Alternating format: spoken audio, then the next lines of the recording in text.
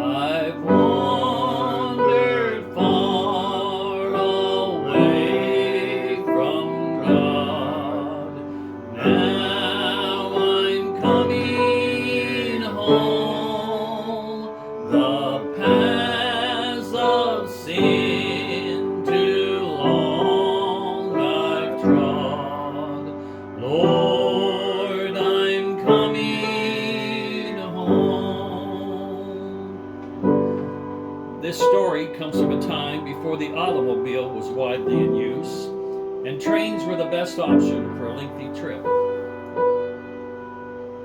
A minister had just closed a revival in a huge Midwestern city. He got on a train on his way back home and found himself seated beside a troubled young man. Just to pass the time, he tried to start a conversation about the weather. And when he didn't get a reply, he turned and looked to see that the young man had tears streaming down his cheeks. He said, "Son, I'm a minister.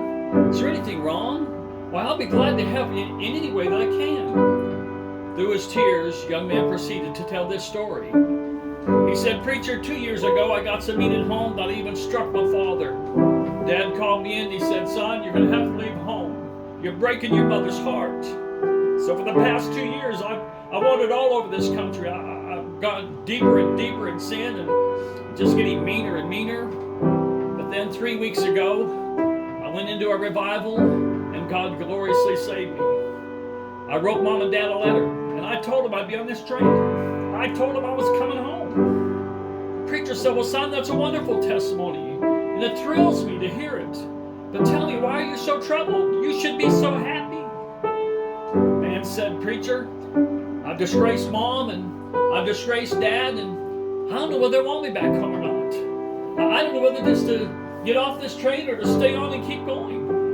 "How will you know?" the preacher asked. "Well, sir," the young man replied, "all my life I've lived beside these railroad tracks in a little white house. And out behind the house is a great big old apple tree.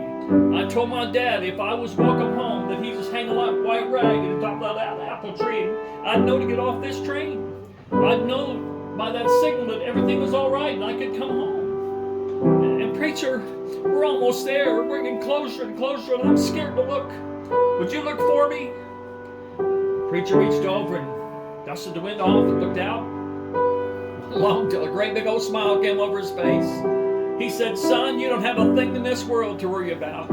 He said, "I can see that old apple tree. There's a white rag on nearly every limb. And it looks like it's in full bloom. And out of that apple tree, there's an old gray-haired Mom and Dad waving a great big white bed sheet. As if to say, 'Come on home, son. Come on home.'" And you know something, people? That's just our Lord. No matter how deep in sin we've gone, no matter how mean and harsh we've become, all we've got to do is come to Him. And He's standing with open arms saying, "Come on home, child. Come on home."